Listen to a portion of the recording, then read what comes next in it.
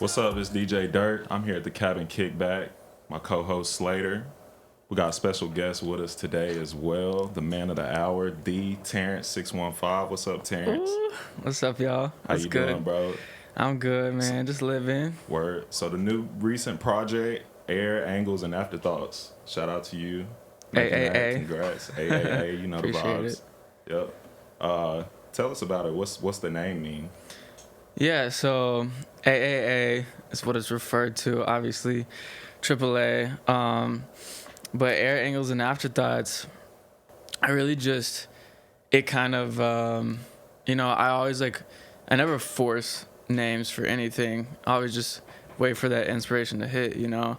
And I was just kind of playing with some words. Like, I always have the word angels is always very apparent in my life. So I think I was thinking of that, and then I was like, well, I don't really know if angels fits exactly. Then I thought about angles.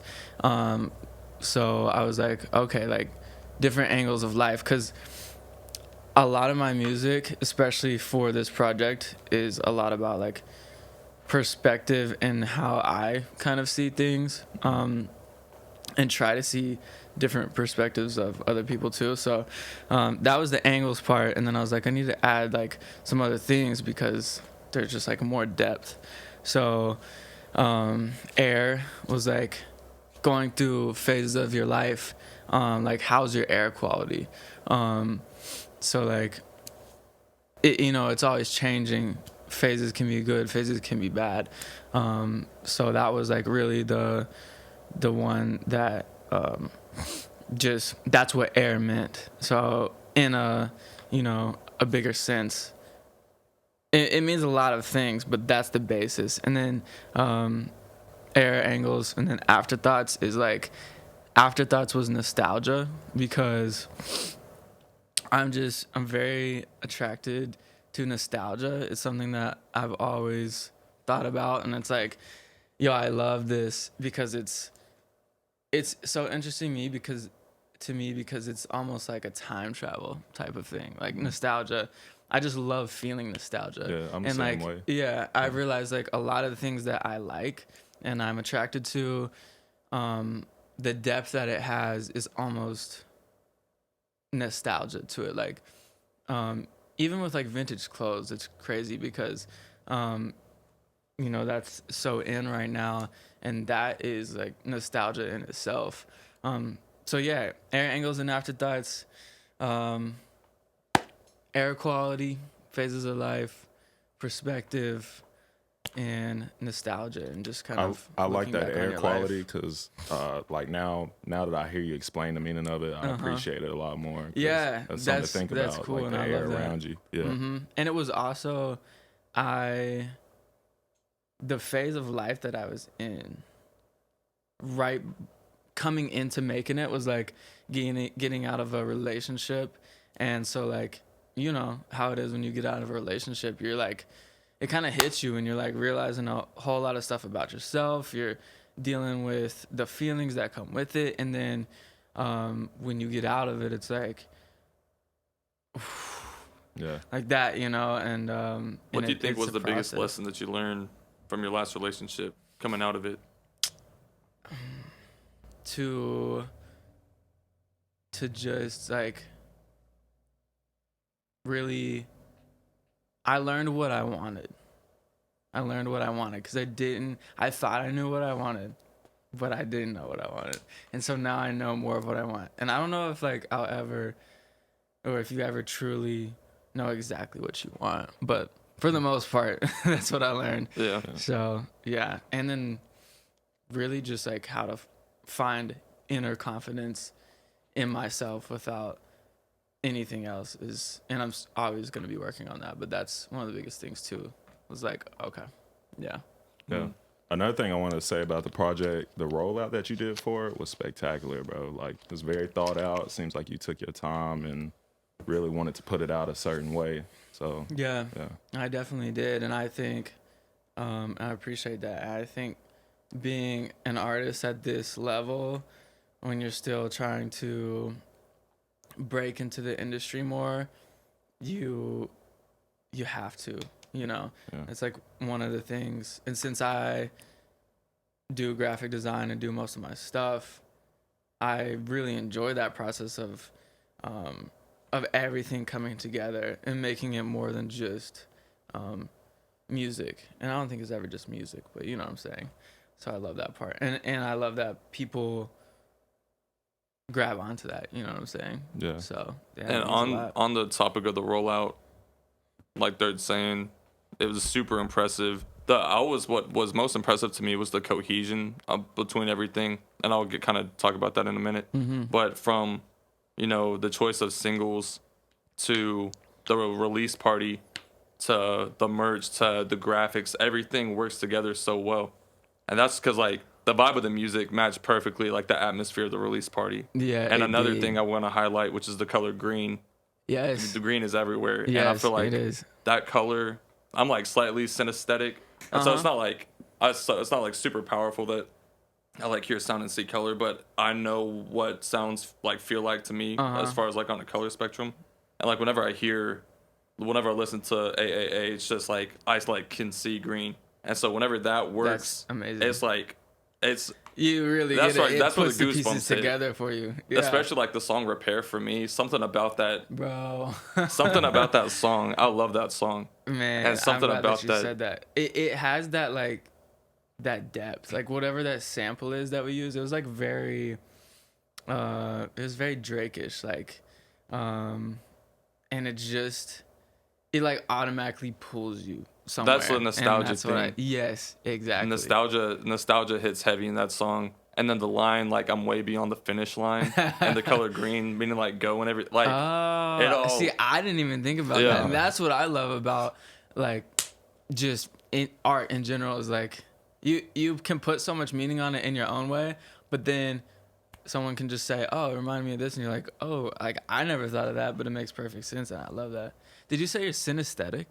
Is that Yeah. Like, So what does that mean? so, like, it's whenever sounds or, like, feelings also are kind of represented by colors. Yeah. Like, people can hear, like, I'll hear music, and, like, in my head, it'll either have, like, a metallic quality to it, which it kind of deals with, like, sound, if it's, like, an industrial type sound or Yeah, whatever. yeah. But it's also, like, certain chords will just, like, resonate in my brain as having colors with it. That's crazy. Like, C major in my head, it will always be blue. I don't know how to explain Wow. that, but it's, like, C major is a blue chord for me. And then certain, like F sharp minor, which is weird, is, like, purple.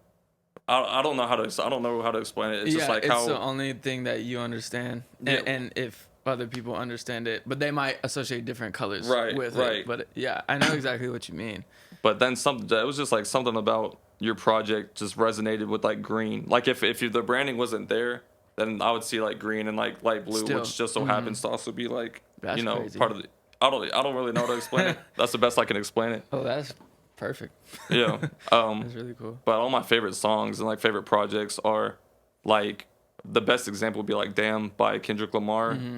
With every song, I see like red and white. Yeah. Which I'm not sure how he like managed that, but then the cover it's also red and white. Red and white, But it's yeah. just like certain things like that really resonate with me, and then the whole nostalgia factor as well is like very present throughout that. Yeah. And so it's funny kind of hearing you talk about that now because it's all starting to make sense again to me. That's amazing. Yeah, but so going back to the cohesion amongst everything, colors, the color green is it's all over this project all over like the rollout, all over the brand Yeah. and everything. So can you talk to what does green mean to you, or like where did that choice come from? Yeah, where did it come from? It's interesting because I haven't talked about it in a while, like this in depth, which I love. But sometimes I normally don't. I'm never like, for the most part, like, what do these colors represent? Sometimes I am, but I think just like in the emotional sense, green was just like green and blue was just kind of fresh and like natural growth, and it just made sense with like especially the blue, because I was almost about to go, I don't remember I don't know if you remember the pictures that I first started posting when I was like started to talk about the EP. It was like a couple months before. I know it Repair, the dropped. cover art was blue. The cover art was blue. Okay, so I was almost about to take it more in that direction, and then I started using more of the blues and the greens, and so then it kind of had its own like natural progression of where it went. But the blue was like, I just felt like it was kind of, it just gave depth, like a little sadness, very emotional. It just had that depth of like, it was something deep inside, and so that's why I liked that and wanted to use that. And I hadn't really used blue that much in the past, and that's something that I always take into consideration is like, I've never had a color for me really. I've always gone with, it'll be like whatever project I do, that'll be the color for a while, and then if I move into singles, like I'll kind of keep the single cover art's cohesive with the colors of like those vibes, and that's why I like Phases of Life so much, because it's hard for me to just decide and have a favorite of one thing, because I just feel like that doesn't make sense with me, because I mean, as human beings we're always changing, and it's just like I have to go with what I feel, or it just doesn't really work with me. So coming to that, it's just like I knew I hadn't really explored blue and green together like that, and it just all kind of made sense. And no, it makes a ton of sense now, because the project also has a very like springy feel. It feels like you're coming. It's like the first track's literally new season, and especially like coming out of a relationship and kind of going into a new season of life, right? And then spring is also very green because everything starts blooming. So you're like coming into bloom, and so you got blue skies and like greenery around you. And that's like very well represented by the project. So it's just all like making so much sense right now. It's Facts. crazy. It's blowing my mind. It's making more sense to me. Yeah, so on that project, you linked up with a fellow Nashville producer, Zach Jordan. Yep. What's it like working with him? Zach's the boy. So I met him literally, in like a month before we started working on the project, maybe like 2 months. That's when I met him. We did a song together one night. My boy Hunter Henderson, he introduced me to Zach. I went over that one night. We made a song, and it was like, whoa, we vibe with each other. It was easy to work with each other. He understood what I was saying about kind of what I wanted to make, and I had some reference tracks and stuff. At the time, it was like Vori, Beam. I think those were the two artists of reference tracks that I showed him. Made something. Anyway, we were like, this went great. And I'm like, yo, I've never really worked strictly with a producer on a project. It's always been like pulling from other sources, YouTube, BeatStars, Beats, and stuff like that. And of course, I've used other producers' beats that are like, friends, but just never worked on a project like that. So I'm like, I need to do this. And he was down.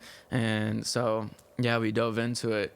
And that man is super talented. He can produce pretty much anything, any genre across the board, I feel like, for the most part. So it's just good working with him, because I don't think he had really worked on a project with an artist as closely either.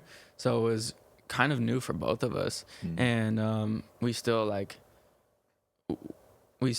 work together, and it's interesting to see how, like, when we both look back in hindsight, how far we both come just in, the music, but in conversation with each other and each other's relationship.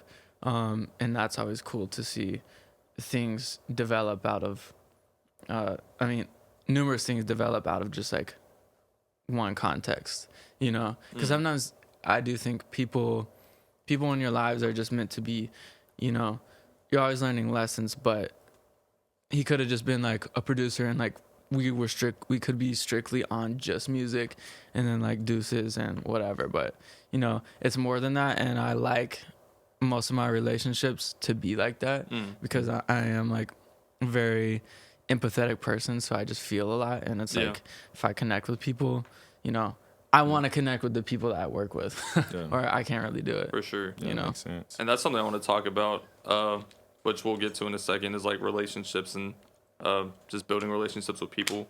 But real quick, before we started, you're saying something about the merch that we're wearing right now. Yesterday is gone, and just tell us a little bit about where that comes from and what that means to you. Yeah. So, yesterday is gone. Looking back on it, is a lyric from my song "More Oxygen," which is on Air Angles and Afterthoughts, and when I was thinking about designing merch, I think about it in a sense of, this is pretty much how I think about most art, like even music. I want it to be a bit open-ended. I don't want it to be like right on the head of like super like this hoodie is green. Like I don't like things like that. I want it to be like shades of something. So when I wrote this lyric, that just really hit for nostalgia, because it's like yesterday is gone. You automatically think, or at least me, is like, it's like, okay, cool, like yeah, it is gone, but it's like, what does it make you feel like? And it does something, and it just hit me right, and I was like, perfect. It's a line from the song, and if you don't know the song, it doesn't matter. You know, it's something that everyone can kind of look at and be like, it just makes you think. Yeah. And you know, I don't really like putting like TERRENCE615 on my merch or anything like that. I want it to be like a piece, Like a standalone piece. yeah, and something that you can something that makes sense with everything that I wear as well. You know, that could just kind of mix in and not be like, oh, he's wearing his own merch, which there's nothing wrong with that, but that's just how I think. Like, it's like, oh, what is that? You know? Yeah. So I feel like that's a really good approach to it. Yeah. yeah. And my boy DG, who has Morning After the Rave. Yeah. I don't know if you know. But he had some input on the design on the back as well, because I was like messing with some stuff in Photoshop, and he was like sitting beside me one day, and I was like, this picture is actually it's me from one of the photos that Hunter shot for the it was the photo shoot for the rollout. So I was like doing different things with it in Photoshop, and he's like, wait. DG's like, go back to that. And I'm like, yeah. I had like silhouetted it, so it was just like all black. And he's like, bro, put that on the design real quick. So I did a few things, and he's like, yeah, like use that in some way. And I was like, okay. And I like did it and showed him, and he's like, dude, yes. And so then I was like, perfect, and made a few tweaks, but yeah, he had some input. That man's super talented, so that was cool. What do you think of whenever you hear Yesterday is Gone? To me, it's like you gotta keep looking forward. You know what I'm saying? You can't be dwelling on what happened yesterday, because it's gone. Yeah, because it's gone. But part of me, like, it makes me like sad a little bit, It does. because I'm like, yesterday is gone. You'll never get it back. Never. Like 2 seconds just 2 passed. We'll never seconds. get those. We'll Never. never get that back. That's what I like. That's exactly how I think about it. It's just like super. You can almost get like lost. Yeah, for sure. It's like a sobering thought where it's like, Sobering. Yeah. make sure you're doing what you can in the moment, because you're never gonna get that moment back. Mm-hmm. Yeah. Man. I kind of see it more positive though. Yeah. Like, Yeah. Maybe I'm pessimistic. It is. Yeah. I guess I'm it just sad. depends on what. Because I was telling somebody, about nostalgia and like how I was thinking about it, and I think it was in context with the EP, and they were like, yeah, but I don't know, like I don't really think of nostalgia as a good thing necessarily all the time. And I'm like, I mean, that's very true. I don't like it all the time. It's almost one of those weird things of like, you know how when you go through a relationship or something bad, or you have a bad feeling, like you don't like it in the moment, but then after you feel different about it. And not that like you want to have these negative feelings, but they, I don't. It's hard to explain it and I wrap look my at it head like I around. appreciate those feelings. Yeah. I appreciate what I would have gone through, whatever I'm feeling nostalgic about. Yeah. I appreciate that time. So And I guess people, I mean, I guess there is like pretty bad memories could be associated with nostalgia because I don't think the definition is necessarily means it has to be positive either. You know, if somebody went through something in their childhood and then something reminds them of it like 15 years later, I guess that's still nostalgia, but you know, they might not want to have that nostalgia. So that's interesting as well. But Is there a certain place that you go back to whenever you're feeling nostalgic, like a certain memory that kind of like resurfaces? the most recent memory and I will say the most recent memory of the most in-depth feeling of nostalgia to this date is I went to Pennsylvania over summer. So I grew up going to Pennsylvania like every other year. Do you have family up there? To see my grandparents. Okay. Yeah, so my dad's side of the family is from Pennsylvania, and we would always usually go up there either for like fall or Christmas. So like that's a pattern in itself. So I have like all this kind of Christmas, winter, mountains associated with like Pennsylvania and that time of the year and stuff like that. Well, up until this past summer in 21, I don't think I had been in like two and a half years. So it was a little bit of time, and you know, I just did a whole lot of growing in that time, and driving back with my parents to go to Pennsylvania, and just like I need to throw this in there. I didn't really live on my own until last October. Well, October of 2020. So like I've been out of the house and stuff. Like I went to college. I moved to Florida for a while, but being away from my parents in that aspect, and then going on a trip with them was like, it was just different. So basically, just being in Pennsylvania at this time, with everything kind of how it was like we stayed in this farmhouse, which was cool as well. And it was like just at the base of this mountain line, and it was summer, and it was weird because I don't really remember going there in the summer a lot. So that was kind of a whole new perspective as well. And also my grandparents, you know, they're getting older and they're not doing that great health-wise.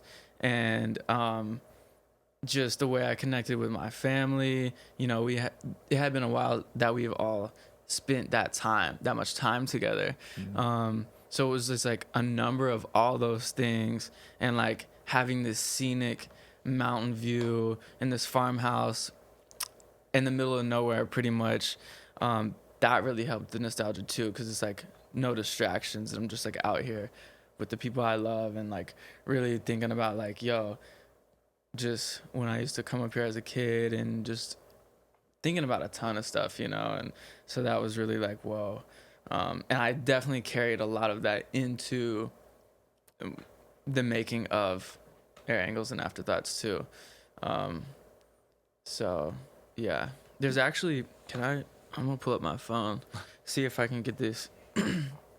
However we have to do it, like later I can find the picture and send it to y'all if y'all want to. Yeah, I can just like throw it over the Yeah. Let me see. Because now that I'm realizing, I'm like this certain picture that I used for a part of this rollout was like, it really reminds me of the landscape of the place I was at in Pennsylvania. So I'll just pass it to y'all. But it's like a mountain range. Oh, it's and like I think there were some horses in it, and I really blurred it, but like the colors and just the feeling, like that's how I felt, if that makes sense. Yeah, for sure. Send me like that, and I can add it into the video. Yeah. It reminds me of the Kanye's project. Yeah, the Wyoming, or was it just Ye? Was wherever. that? Yeah. Is it Wyoming? It's one of the Wyoming albums. Yeah. Yep. I definitely thought of that as well. But yeah, man, that's nostalgia part. Would you Yeah, say I you're go somebody back that there a likes lot. to reflect a lot, or do you find yourself reflecting a lot? Oh yeah. Yeah. Like maybe too much. I'm just. It's like I'm always thinking about. I'm just always in my head, man. I feel that. Yeah, and so it's usually about situations. Yeah. Um, I feel like at times that can be a dangerous game to play, though. it can. You It know? can. Because Yeah. I'll find myself after could be any event, any conversation I have. I'm at home taking a shower, thinking of all the things I should have said instead of what I actually said. Yeah. I'm like, man. And so that's kind of. But I guess now I just think, yesterday's gone, on to the next one. And it's like everything is meant to be. Like, first, even if like you said it, you said what you said. Yeah, you can't take it back. Just move on to the next. Like, it's meant to be. That's what I believe. Yeah, So. for sure.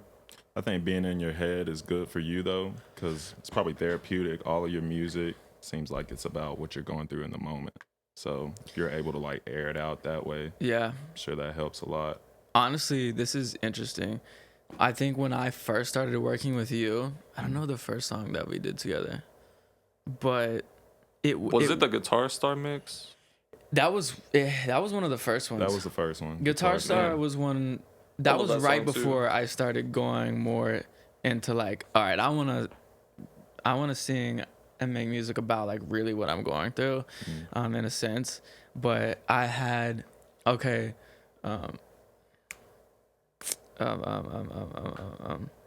Let It Go, that song. I remember I was like in LA at my boy's spot, and I was fresh out this relationship, and it was like at night, it's probably like 3 a.m. and I was recording on my phone in BandLab, and I found that beat, and I like just really felt it. And I got back and I showed my boy Dally. Shout out to Dally, that's my brother. But he's like, bro, he's like, you have to do this. He's like, it just like it hits different. He's like, I feel this. And so I was like, okay, bet. And then that's when we did that. And there's a few other tracks kind of around that time that I did consecutively with you. And they were really like in that same realm of that. So that's interesting. Yeah. I also see you link up with a few artists around the city. Is networking a big thing to you? Yeah. It is. But at the same time, I'm picky in a way of like, it doesn't mean that I don't necessarily support people. Like I am picky with who I support, but I guess just because I support a person doesn't mean that I necessarily want to work with them. And that's not, I think that's kind of just like protecting my energy and protecting like what I'm really going for, and just trying to develop what I feel. And that's like, sometimes I don't know exactly what that is, but I know what it's not sometimes.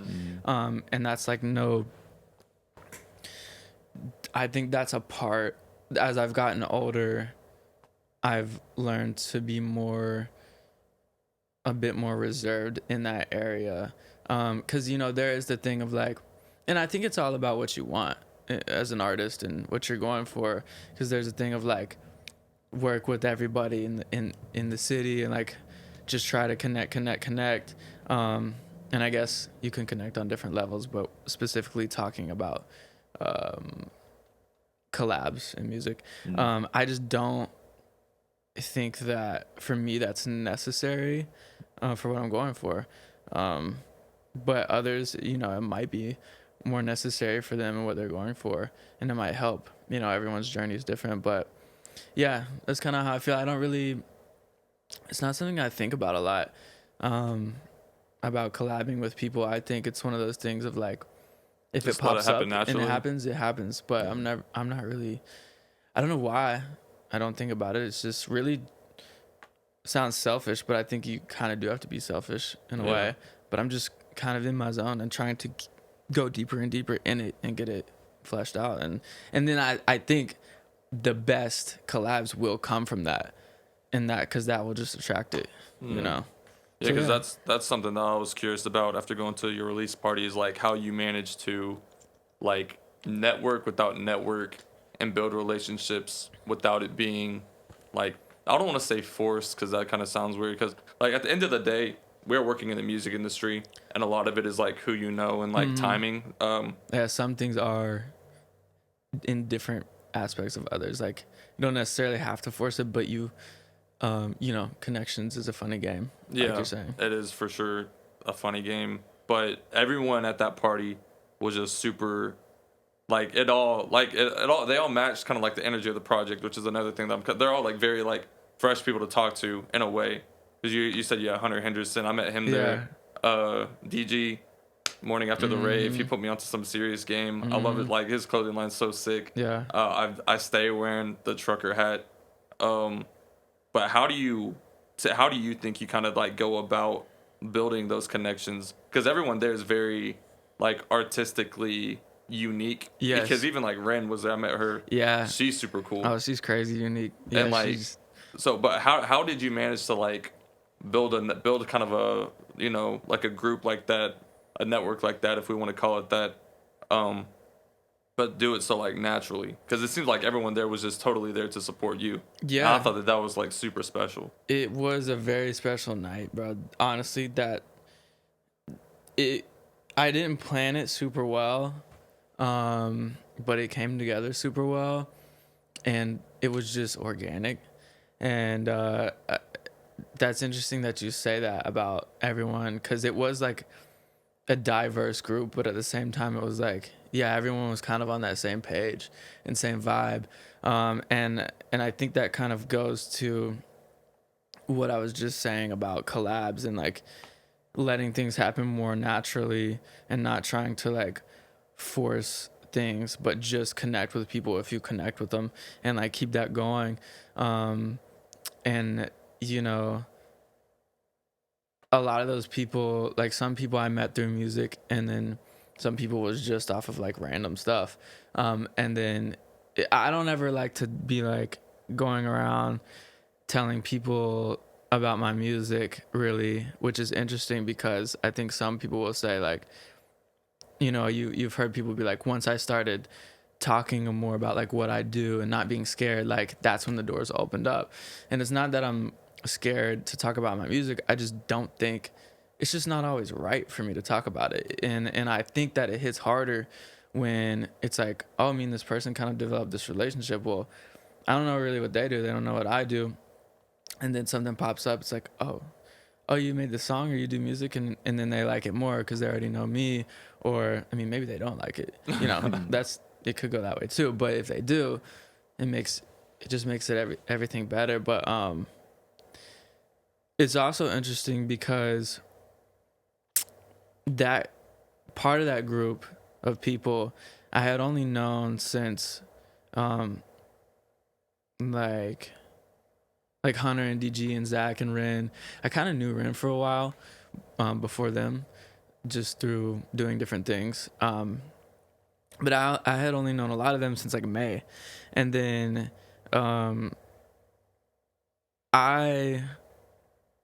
it's funny, I'm just like thinking of a lot in my head trying to piece it together, but I left a job that I had been at for 2 years back in April of 21. And then, because I had started modeling for Forts, and I was like, I just need something different. I need to like get in the community a little bit more, just get around things that I love more, and just I needed to switch. And so the Forts thing came up, and I'm like, all right, like it's gonna be a pay cut, it's only gonna be part-time, but like I need to do this and I'll figure the rest out. And I just felt like, you know, music is always in the back of my head, and it drives, you know, 90% of my decisions. But I knew that it would help music in some way. And so, you know, start working there. Hunter introduced me to Zach, and then Zach and Hunter, just homies with like DG, Alex, Ren, Gavin, and that whole crew is just very creative and very down to earth. And they're a little bit younger than me too, which most of my friends have been usually my age or a little bit older. And so it's funny because like ego is like, damn, there's all these like young kids and like they're doing really cool stuff. And it's like, your ego wants to be like, you don't need to like learn from them. Like you can show them stuff or whatever, but it's like, nah, like drop that out and like just learn from everyone. And so I think that's been the best part. And like, they're just so genuine and so creative and just themselves and not scared to connect. And they have a lot of friends too, who are kind of on the same vibe. And I think just like us connecting and then it just kind of bridged the gap on some stuff. And like, that's how that whole thing happened. And I mean, they helped me with a ton. I mean, they let me host a listening party at their house. They pitched in for stuff. Very collaborative and like, not just like, yeah, Terrence, like you can do whatever, but we're over here. It's like they helped out with whatever. And how old were they? Most of them are like 21 to 23. Okay. In that, so Yeah. Okay. yeah, but yeah, it's cool to see how that happened. So they're the homies. We're tight. That's dope. Going back to like design and everything, you got your own clothing brand, Yeah. Humble Days. Humble Days. Could you talk to us a little bit about that and like what the future of that is, if you have anything in store? Yeah. So I don't know about the future. I don't know if there will be a future.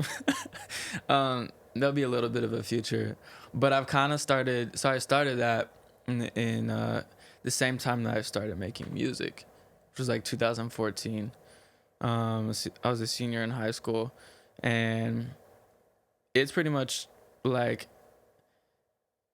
it in music. Humble Days and my music, my artistry has like grown together at the same pace, kind of right there alongside each other, and that's something that's really cool to see, and it's really special to me. But like just going through phases of life again, and like learning, you just realize like stuff that you thought was cool isn't cool to you anymore, or it just doesn't mean the same things. It just doesn't hit, and that's beautiful. But also like when you give a name to something, that name's kind of there. So Humble Days, basically, I chose the name because I kind of grew up being taught to be very humble. But I realized that I kind of was like too humble, and I didn't have, I kind of had to learn. Like you wouldn't give yourself credit for anything, or stuff like that. Just like too humble like that. And, I didn't really like when people were like overly confident, because I thought it was, or maybe let's say like confidence in general. Like I had some confidence, but I think I would look at other people and think that they were just, self-centered and arrogant, sometimes not knowing that, that's just an insecurity that I had, because I didn't know how to be that way. So then I came up with like, know your worth, remain humble. So it was like, okay, you gotta be you, have that confidence, but not be over arrogant. So that phrase, know your worth, remain humble, really balanced that out. And I mean, that still stands today, but I kind of have some other plans for it, because I haven't kept it super consistent. And so I've lost some traction with it, which is totally fine, because I'm not attached to it. I just think I think it would be selfish to just keep something going for the sole fact of like, I made this and I can't let it die. Like if you feel different, it's okay. Like let it go. Like it's just a piece of life. Like if you really truly believe in something else, go to that thing and it'll happen. Like it'll happen how it's supposed to. So yeah, I don't know exactly what, this could be the last piece of like collaborative Humble Days clothing. You still see so like buy one now. No. But yeah. Hey, we'll throw in a like purchase link in the description of the video for sure. Yes. What's the stock on these still? You still got some? I still got some. Okay. Yeah. I still got a few. I have quite a bit of larges, and then I have like a few smalls and mediums. So Yeah, for sure. Going off of what you just said, you seem like you have a like high sense of self-awareness. Where does that come from? Like, do you practice anything or? I practice I practice everything now. I think that's something that's always been in me. It has, but I do. So Dally, y'all know Dally. Yeah. That's like literally my brother, and he is the same way and is a very in-depthful thinker. And so basically saying when we started getting to know each other, we've known each other for about 5 or 6 years. But basically, I think he kind of helped bring that out of me a bit more of like realizing that this is kind of how I am, like self-aware and like really exploring it more, because that's how he is, and that's like most of the conversations we have are like that. And that's why we're so connected. But yeah, all that being said, that is a big thing for me, and like the reflecting. I think I reflect all the time, and in any situation I think about most things in that situation, and that helps strengthen that. But that's something that I've always done.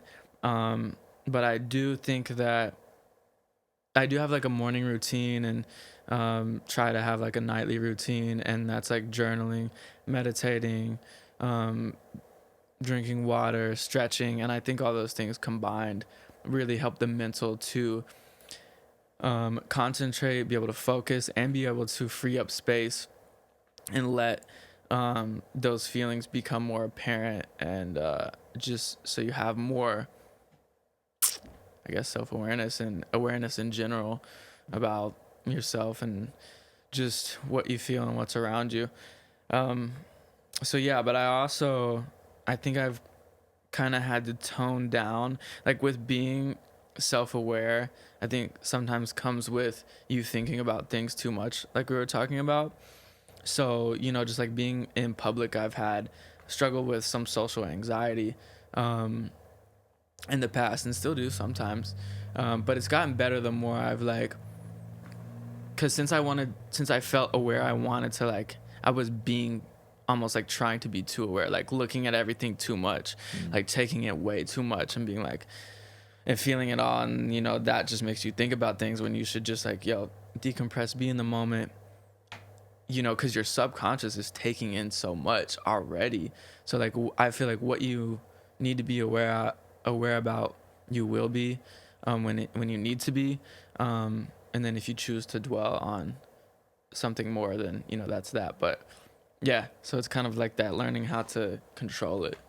Have you ever had to like battle any of the self-awareness or possibly any sort of like insecurity whenever you're releasing music? Because I feel like something that people don't really talk about, especially for people that are like feelers or empathetic, it can kind of be like releasing music, especially when it's personal. It's a very vulnerable kind of place to be. Mm-hmm. So have you ever had to like work through any of your own kind of vulnerabilities to, put your best foot forward musically and present yourself as like TERRENCE615? Yeah, most definitely. I think, learning how to tap into the music, that musical part of me, putting the feelings with, matching the emotions with the music, that, I don't know, this is kind of weird because, like, in a sense, when I first started making music, it was really just to make music. And then over time, it progressed into like deeper feelings and working through my feelings and just like showing a different side of me. But I know when I first started making music, up until a certain point, it was always like, I'm very insecure to show people stuff, and like wouldn't want to sing my stuff, and definitely not in front of people. I think showing deeper sides of you is more vulnerable, but when you connect with it more, it makes it easier for you to be more natural because you actually connect with it. So it actually makes it better, and you have less anxiety because you don't have to think about, you don't have to be like, oh, how do I get into this like feeling, or like, you know, if you try to make things as real as they can be and as you as they can be, I mean, it just makes sense that that's you, so you just It just flows out. it just flows out. Yeah. And that's one thing also about performing is like, dude, I never wanted to perform. Like, I used to be scared, and I did not. I was just like, I'm gonna make music, but I'm like never gonna perform or anything. You know, that was what was in my head. And then I think in like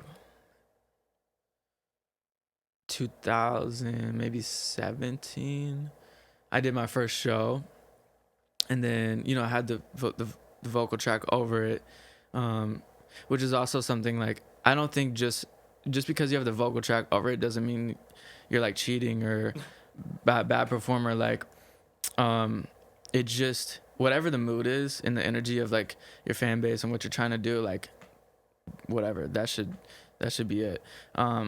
But for me, you know, now I like, fast forward to now, I don't really use vocal tracks anymore. Like, I don't use the whole vocal track, you know, like you do my performance copies of a lot of stuff, and it's like you'll leave like a harmony on a chorus, and maybe in like the ad-libs on a verse, and like maybe a disharmony part of a verse, and that helps add to like everything. And I do use a vocal box sometimes too, well, most of the time, which is really fun.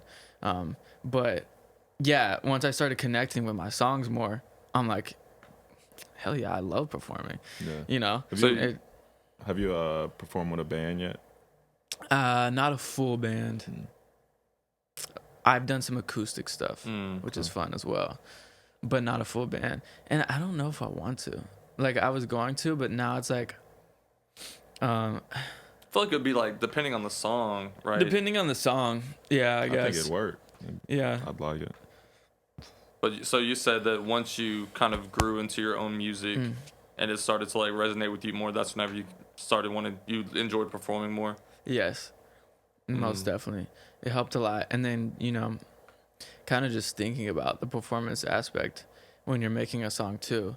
Yeah. Not like overthinking it and making it be like the main thing, but I mean, it definitely helps when you have that perspective. Man, Yeah. But speaking of performing, I got a little anecdote just based off my own life experience that happened recently. Okay. All right. So I'll give a little context. I hate being on stage. I hate it. Yeah. And it comes from, I think it comes from my 7th grade Christmas play. I forgot my lines and I just ad-libbed something. And I got through it fine. I'm pretty good on my feet. Uh-huh. And so I got through it fine. I'm like, I was panicking, but I'm like, no, okay, I covered. I'm good. And then the dude that was in the scene with me was like, man, you should, on stage, he's like, you should really practice your lines more. I'm like, You're like, all right. And then I said after that, I'm like, I'm never getting on stage again. And I have not been on stage until last Saturday night when I did my first DJ gig.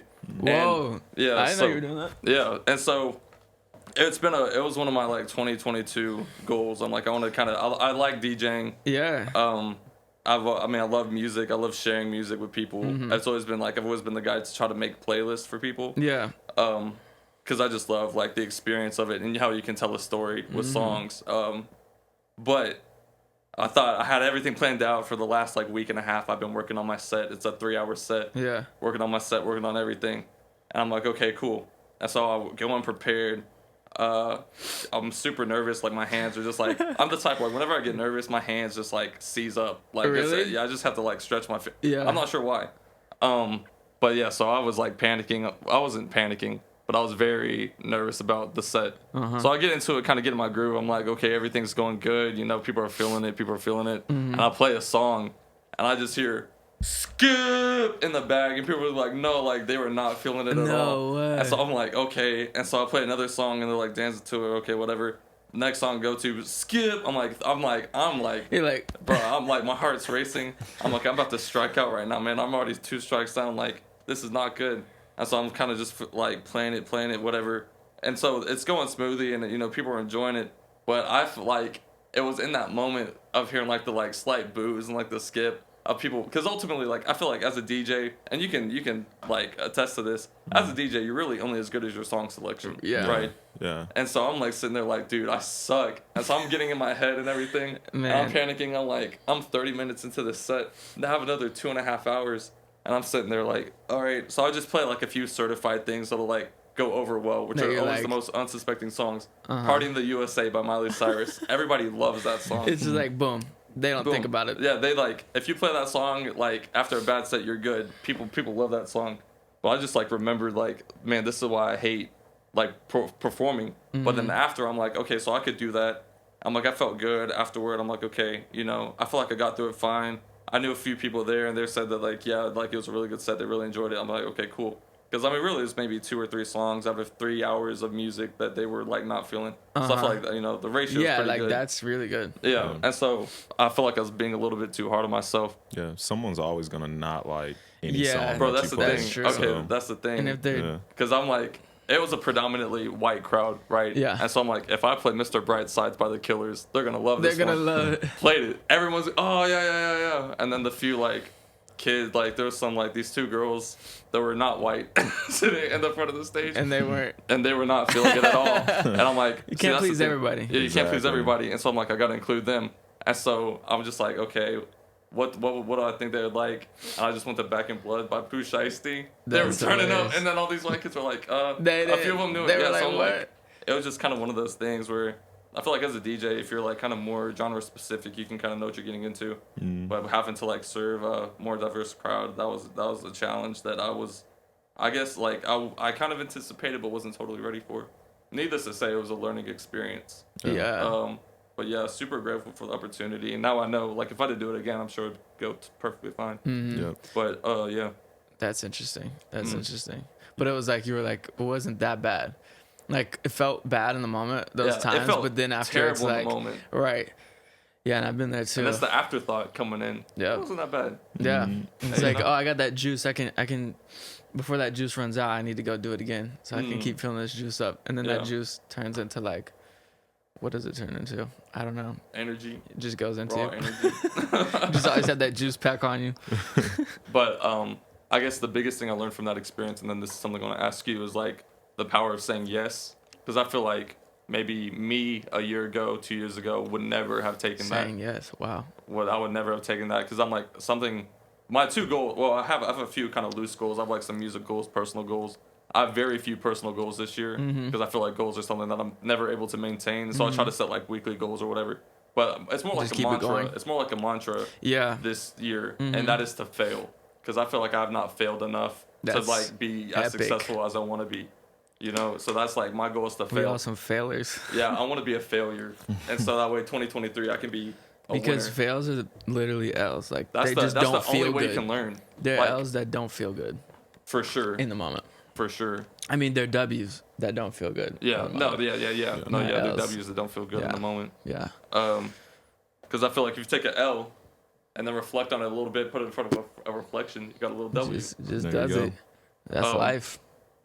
But yeah, the power of saying yes, because that's something the past few nights I've said yes to some things that I felt like I would have been too scared to say yes to in the past, and I've like learned so much from it, and it's really kind of like shaped my mental kind of going into like this next February, and we'll see like what the rest of 22 has in store. But what's been like a moment in time that you can recall where like saying yes may have made like a major difference in your life and your story?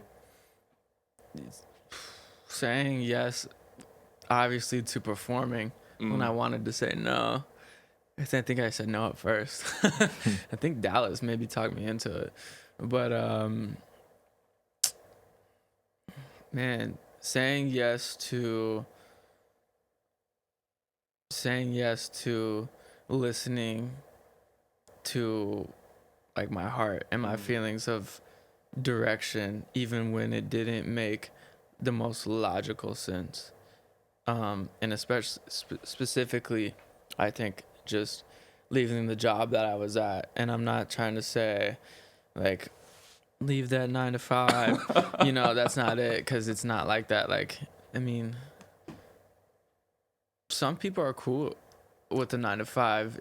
They might not necessarily like it, like it's the best thing, but they're not cool with having to do other things on their own or being an entrepreneur type stuff, which we need balance in the world. Like that's just how it is. Yeah. So I'm never gonna like, that's why sometimes it's hard for me to pick sides. But anyway, that's another topic. But yeah, just like, you know, I just knew that the opportunity, just putting myself in a different situation would just mean it's different variables.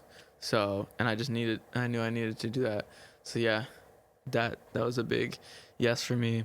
That really helped and shaped itself. Yeah. Yes. What would you say Say about yes that? to the dress. Say yes to the dress. When I think about the power of saying yes, I can go off of what he said with the 9 to 5 thing. Sometimes you do have to say yes if you have that entrepreneur mindset, and yeah, just ditch the 9 to 5. I mean, sell out. saying yes is also saying no. Yeah. You're just Yeah, indirectly it saying is. no. Yeah. Yep. Yeah, but that's like following yourself. I had to do that at one point, just follow my heart and just say, all right, yeah, I'm done with it. I'm going to go for this now. Yeah, And you're then- really doing it. It worked out really You're well. you're a Yeah. prime example. But yeah, that's something I've been reflecting on is the power of saying yes. I'm trying to explore that more this year. Yeah. But sure. with that too, and with like your case, can't say yes. Sometimes you can't say yes too much because you overwhelm yourself. Yeah. Yeah, And I've that's facts. definitely been there before because I am the type to try to help like all of my artists that I work with. I try to help all of them reach their goals. So I'll say yes to this artist, yes to that artist, yes to this artist. All of a sudden I have this long list of stuff to do. So you have to be careful, and I guess that's working on time management as well, but still you can have too much to even manage Yeah. at times. So I've you have definitely to be been there. careful with saying yes. Yeah, because wanting to help people, Yeah. it's like a good trait, but also, yeah, it can be It's it can that be thing. bad too sometimes. It's that like You just get overwhelmed. Can't help balancing everyone. act of like being a good, reliable person saying yes and then being a pushover. Because Yes. I never want to be perceived as a pushover. Yeah. Right. But I'll definitely I easily overextend myself. Yeah. Same, I've done that for sure. How do you like typically go about kind of balancing that? Like if we were to go inside your kind of Well, framework of that. I've learned to say no. So yeah, that's like, honestly, I tell that to a lot of people, especially I don't know, whenever people ask me like how I got into something, and I specifically remember, you know, because I didn't grow up, my parents weren't entrepreneurs or anything, so when I first realized that like, all right, what I'm kind of doing is mostly up to me, at least to get started, I have to do something every day to push this forward. So I have to change up my daily routine, and that's gonna involve saying no to like people to hang out, or like just things that don't really forward that, and then just like carrying that on and making my no stronger and stronger. And of course there's times where it's like, you know, it's harder to say no in other situations, but yeah, just saying, I don't know what I'm saying at the moment.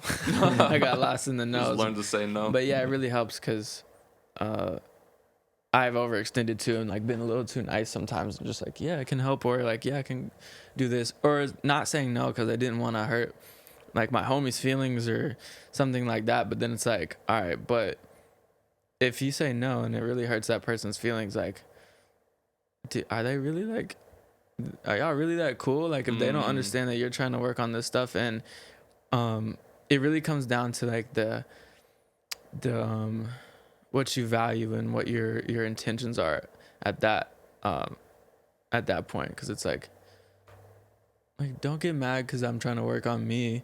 Like, you know where we stand already, so like even if I'm out here trying to do this stuff for like, I don't hit you up in like a month, like, I don't know, everyone has a different relationship But yeah, type of stuff like that.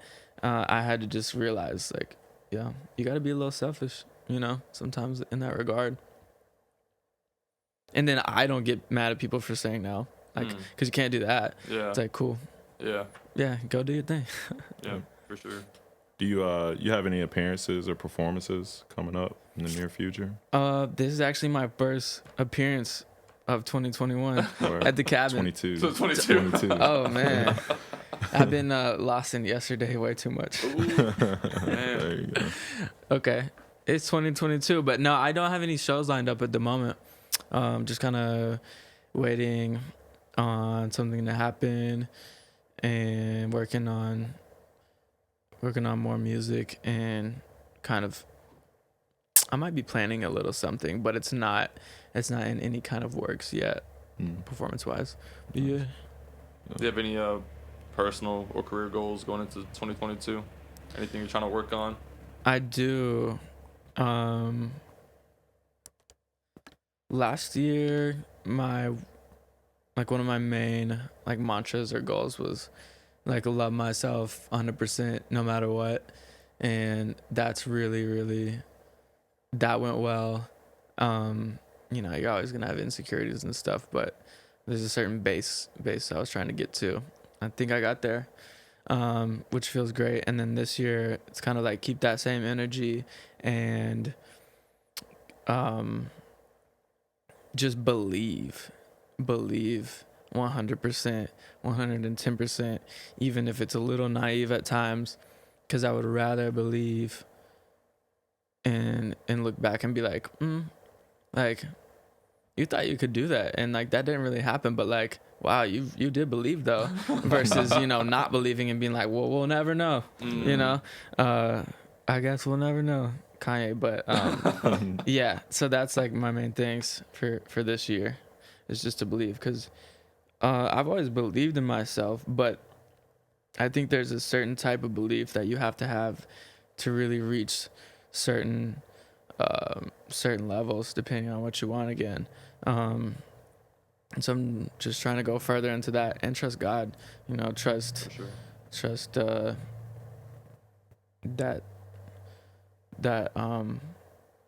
thing that's beyond you, because it's not just you, whatever you believe, but that's what I believe. So whether it's God or whatever, but yeah, something else. Well, AAA is out streaming everywhere. Go check it out. Hey. Got something? Go ahead. Anybody, I know you said you're selective about who you're trying to work with, but is there anybody that kind of comes to mind who you're trying to work with or link up this year? Dude, me and Rin are definitely gonna work together. She just did a song with Hunter, right? Who did she do a song? I don't think she did a song with Hunter. Hunter did release a song. Oh, okay. And it's good. I love that song. Yeah, but she's about to release an EP though, so that's coming. She's working on that with Zach, right? Yeah, she's working on it with Zach. That's dope. And I'm working on some of the visuals and stuff with her, which is fun. But me and Rin are definitely gonna do something. I would love to work with Savvy. We've talked about it in the past. We're not close or anything, but that would be cool if that happened, and it was right. There's not really any other artists. I could probably think of them for sure, but like I said, since my mind frame just isn't there, no one is pops up. But I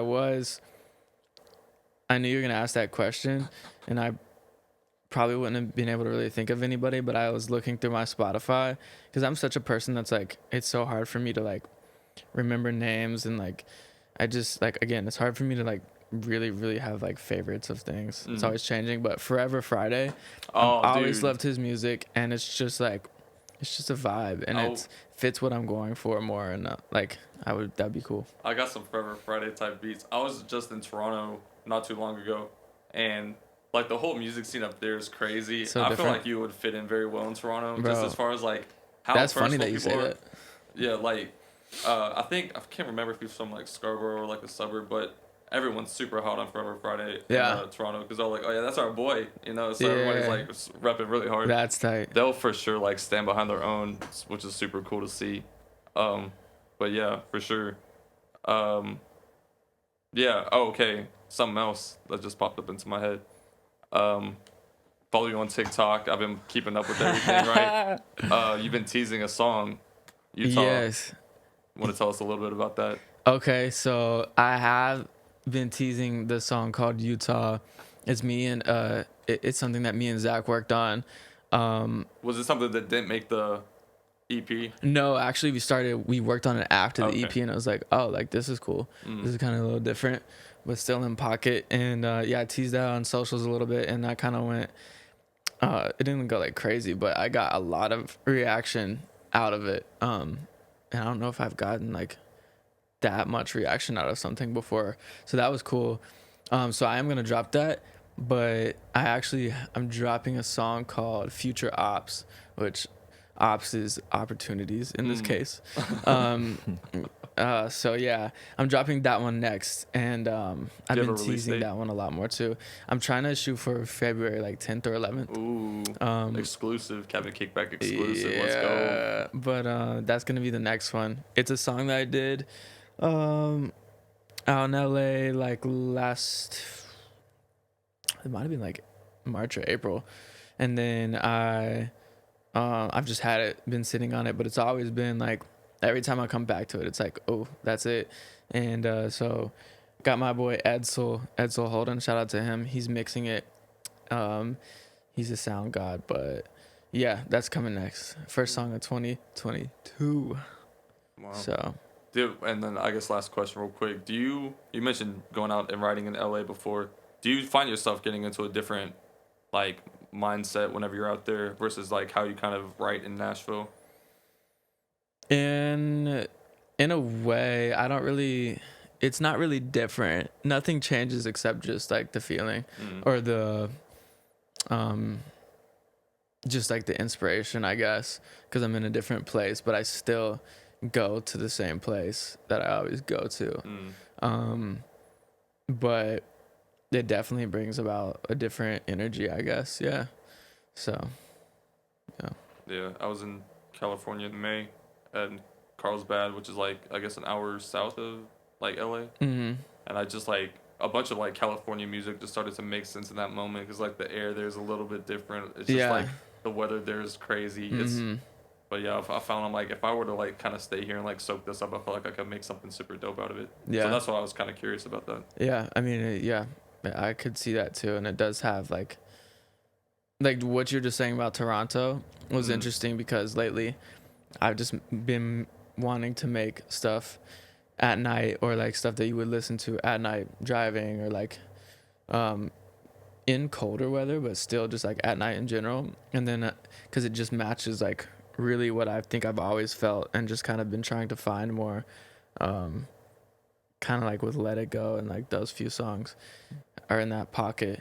But like Forever Friday, Party Next Door, Roy Woods, Drake, like their music all has that like it's something. It's like nighttime, slightly hints of like tropical just because of like the island influence in Toronto. Yeah. But it's just like a vibe. That's how the only way I can describe it. Which is like I've probably heard that word more in Toronto than I've like ever heard. Everyone's just like, oh, it's just like a vibe, you know? Yeah. It's just vibes, man. It like, makes sense. But yeah, and then I heard Drake on the interview being like, I just want to make music that like sounds like Toronto at night. And I was like, okay. Toronto at night does kind of hit different. That makes sense. That. Yeah, that like I've never been, but I understand in a way. I was just like walking through this park listening to Drake. Funny enough, I just look up and see the CN Tower. I'm like, this is a vibe. This is a vibe. I get it. Well, I found the key to life. Well, yeah. Terrence, we appreciate you. Appreciate you coming to the cabin as usual. Yes. Make sure y'all check out his stuff. It's been the Cabin Kickback. Thank you. Deuces. This is Air, Angles, and Afterthoughts. There's a reason why you're breathing, for the seasons, for every time